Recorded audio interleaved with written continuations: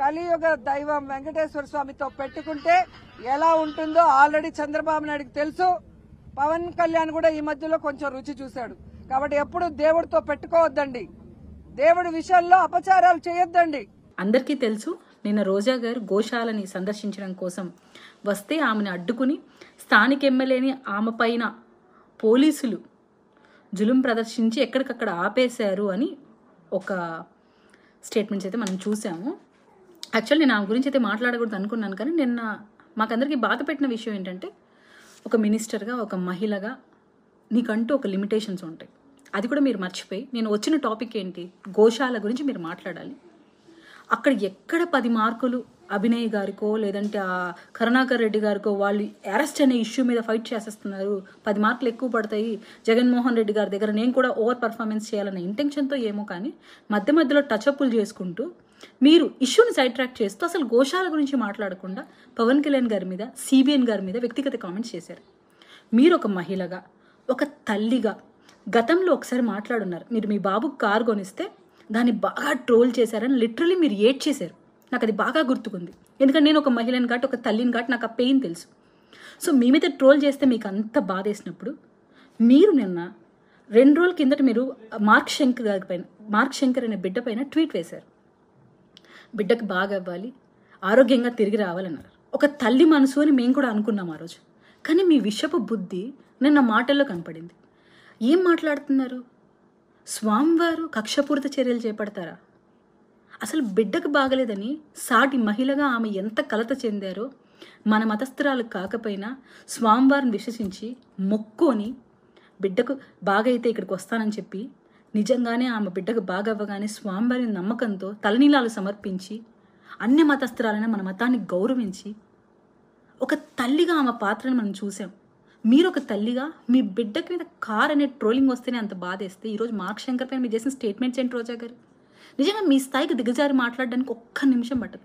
కానీ మేము విలువలతో ఉన్నాం, విలువలతో ఒక డిసిప్లిన్గా పార్టీని నడిపే అధ్యక్షుడి కన్సందలో పనిచేస్తున్నాం కాబట్టి నేను ఇంతకన్నా దిగజారి మాట్లాడలేకపోతున్నాను. స్వామివారు కక్షపూరిత చర్యలు చేపడతారా?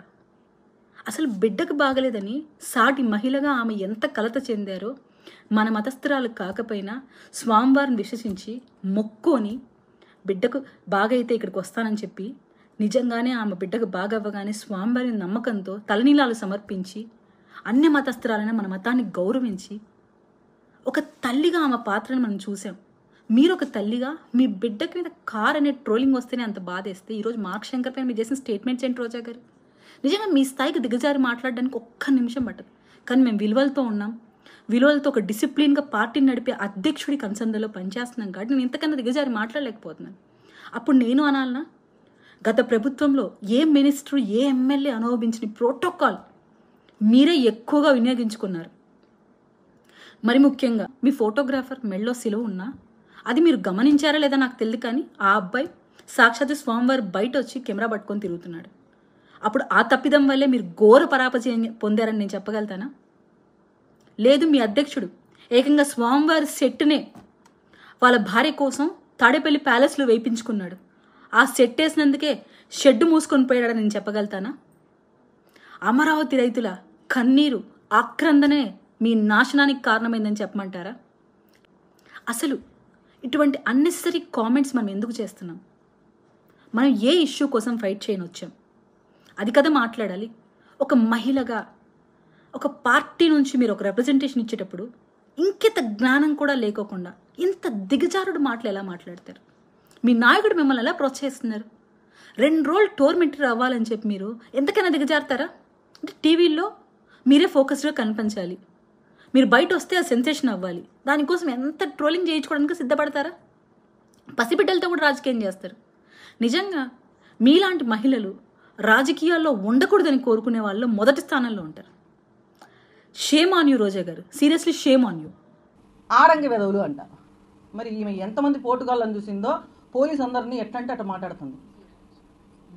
ఎంత అంటే మామూలుగా దేశాలంతా తిరుగుతుంది కదా, చూసిండొచ్చు మగవాళ్ళని.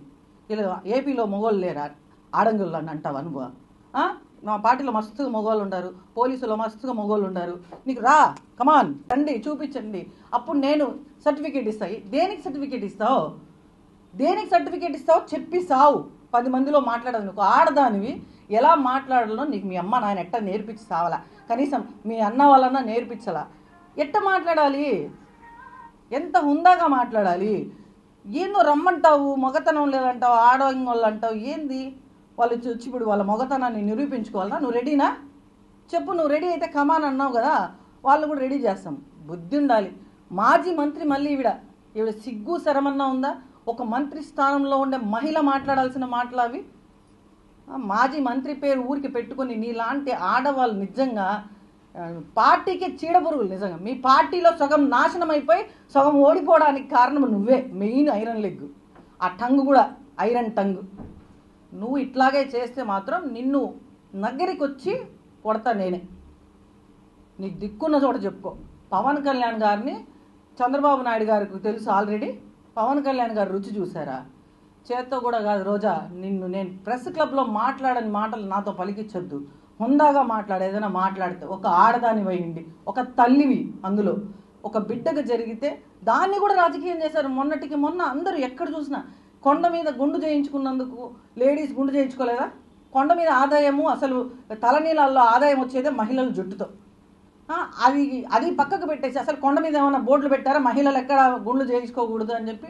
ఆమె ఒక డిక్లరేషన్ ఇచ్చి వచ్చి గుండు చేయించుకొని వస్తే దాన్ని కూడా రాజకీయం చేస్తారు. ఒక తల్లి బాధను కూడా రాజకీయం చేస్తారు. ఇంత దరిద్రులుగా అసలు ఈ వైసీపీ నిజంగా ఈ రాష్ట్రానికి పట్టిన చీడ ఏదైనా ఉందంటే వైసీపీ. ఈ చీడని ఖచ్చితంగా తరిమి రాష్ట్రంలో లేకుండా తరిమి కొడతాము. ఈ రోజాను కూడా పక్క రాష్ట్రంలోకి పంపించాలి ఫస్ట్. దాన్ని మాత్రం అసలు ఇక్కడ ఉంచే ప్రసక్తే లేదు. ఇలాంటి మాటలు మాట్లాడితే దేవుడు ఉన్నాడు కాబట్టే, పవన్ కళ్యాణ్ గారి పక్షాన ఉన్నారు కాబట్టే ఈరోజు అంత అగ్ని ప్రమాదం జరిగినా వాళ్ళ కొడుకుకి చిన్న చిన్న గాయాలతో బయటపడ్డాడు. ఆ ఏడుకొండల వాడిని మేము నమ్ముతున్నాము, మేము ఇక్కడ కపిలేశ్వర స్వామిని మేము నమ్ముతున్నాము, మేము దేవుళ్ళని నమ్ముతున్నాము, పవన్ కళ్యాణ్ గారు నమ్ముతున్నారు కాబట్టి సనాతన సాంప్రదాయాల గురించి, సనాతన ధర్మం గురించి మాట్లాడుతున్నాడు. రోజా తెలుసుకోవాల్సి నువ్వు.